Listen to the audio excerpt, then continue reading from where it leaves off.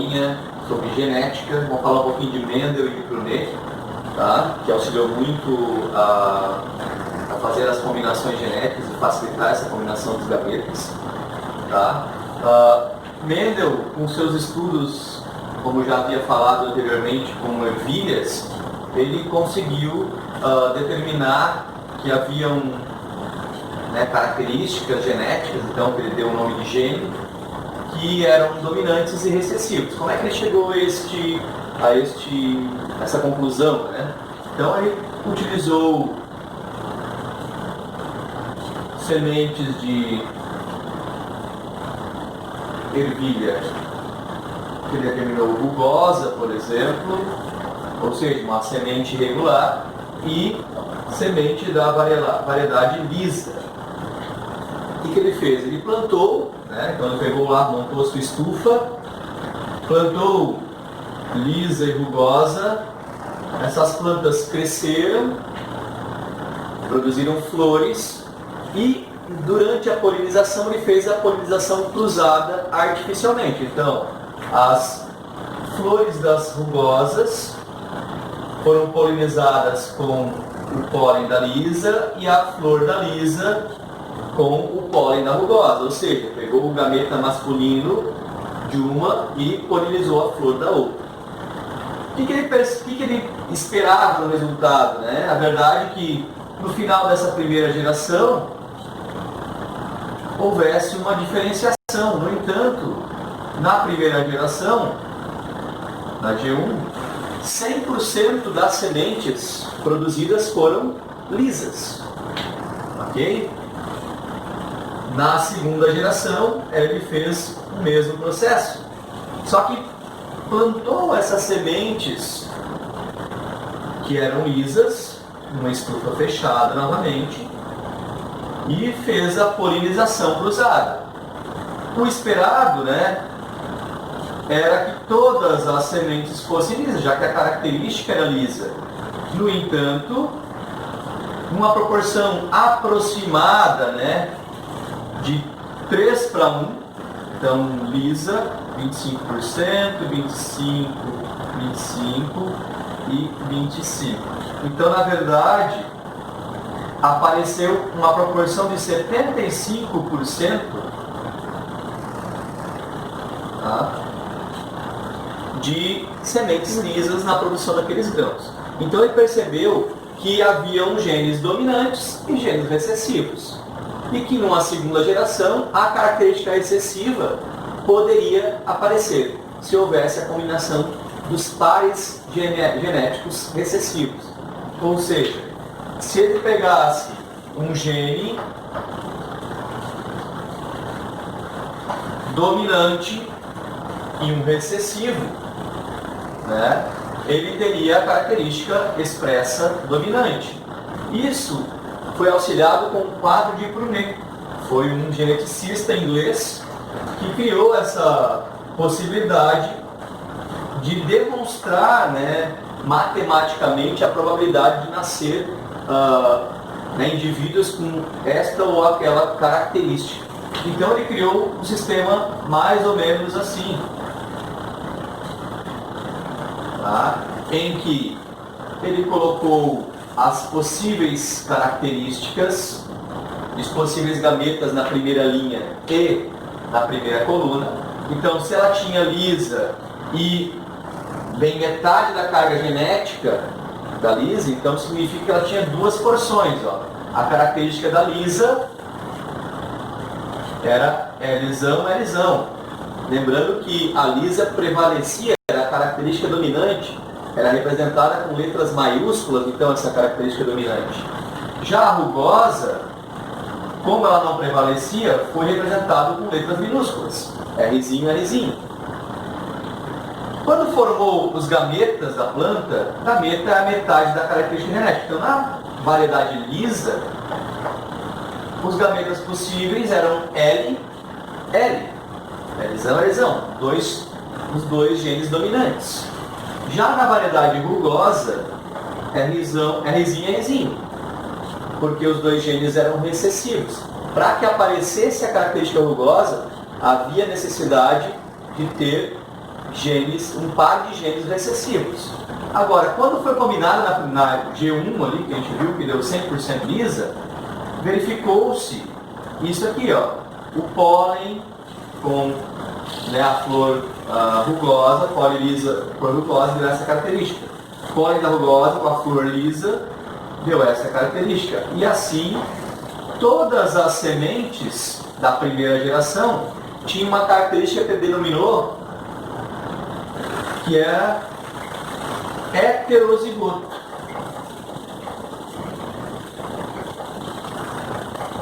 Por quê? Hétero, porque os genes daquela característica do formato da semente eram diferentes, porém um prevalecia, que era o liso. Então, heterozigoto dominante.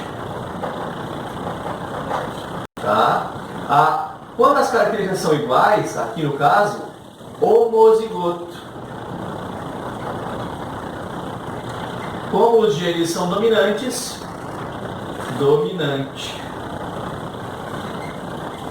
E aqui, homozigoto recessivo. Porque os genes são recessivos. Agora, numa segunda geração, na G2, em que ele cruzou, né, os gametas desta geração, da geração 1, que era heterozigoto, então ele tinha plantas que tinham esta característica, Lzão, Rzinho, e outras plantas com essa característica. Plantas heterozigotas, uma mistura. Ele fez a divisão. Bom, metade da característica de uma é L, a outra é R. Então os gametas L e R. Aqui é a mesma coisa. L e R. Quando ele combinou os gametas, Lzão, Lzão, variedade lisa. Lzão, Rzinho. Como o dominante prevalece, variedade lisa. Lzão, Rzinho, variedade dominante lisa prevalece. E nessa comparativa, como combinou o outro elemento, a gente observa que aqui, ó, existe Rzinho, Rzinho. Então, de 100%, 25% apresentava a característica, né, do fenótipo da aparência recessiva. 50%, que era essa aqui, né? 50%, ó, esses outros aqui, ó, apresentava, que eram dois quadrinhos, a característica heterozigoto, porque ele apresentava um gene dominante que prevalecia e o outro gene era recessivo, só que não aparecia. E apenas 25% era homozigoto dominante. No entanto, ó, olha a proporção aqui, ó, de lisas, né? 75% em relação aos rugosas. Então ele determinou a herança genética, a hereditariedade. Eram passadas de pai para filho, né? Dos antecessores para os seus sucessores ou os seus descendentes.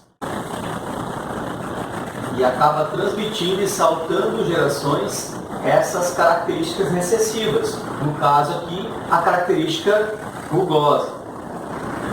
Temos outro exemplo aqui, posso colocar outro exemplo, em que, para saber o sexo do bebê, né, no caso do ser humano, que são, digamos, trabalha o cromossomo 23, que é o cromossomo sexual, então a gente consegue saber a probabilidade de que nasça um menino ou uma menina em qualquer uma das gestações. Então vamos verificar. Sabe-se que para ser mulher precisa do cromossomo XX. Isso é determinante do sexo feminino no ser humano. E XY do sexo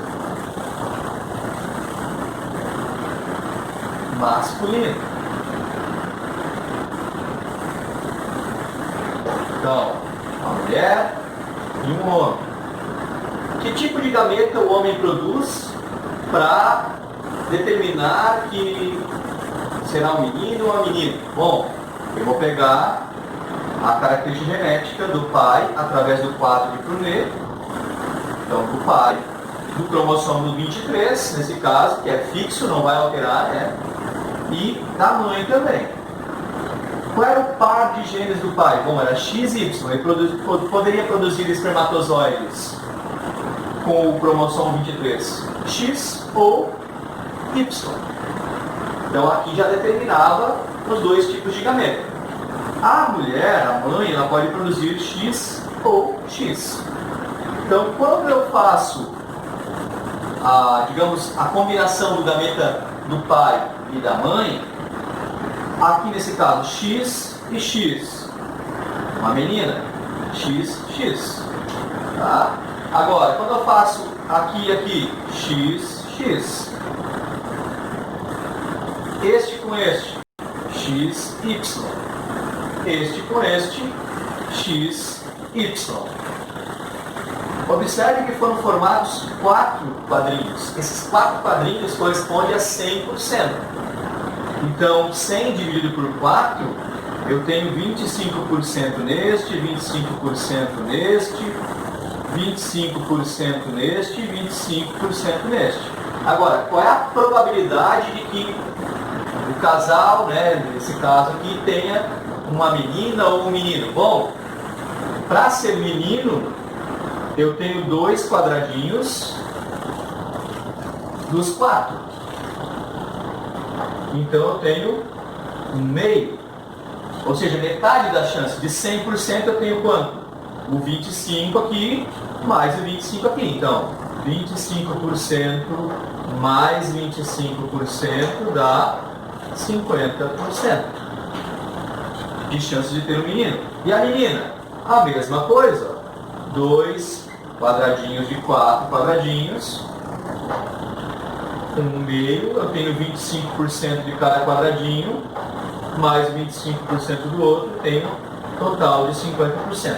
Em todas as gestações, a probabilidade de nascer uma menina ou um menino é de 50%. Não interessa se é o primeiro, segundo, terceiro, quarto ou quinto filho. Tá? Agora, tem doenças relacionadas aos cromossomos X e Y. Por exemplo, a hemofilia. A hemofilia é uma doença relacionada ao cromossomo X.